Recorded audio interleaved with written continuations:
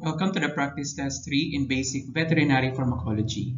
This practice test will serve as a review for chapter 2 of the course about the sources, classification, and administration of drugs, and to prepare students for the summative test. Students are directed to answer the following questions.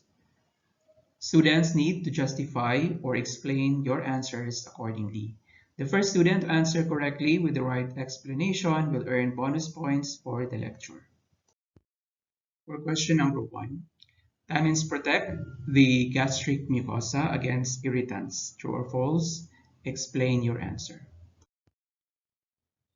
For question number 2, pathogenic microbes may also serve as therapeutic tools. True or false? And explain your answer. For question number 3, inhalation of volatile drugs ensures very slow absorption. True or false? Explain your answer. Question number 4, oily solutions are indicated to be administered via the IV route. True or false? Explain your answer. Question number 5, fixed oils are also known as aromatic oils. True or false? And explain your answer.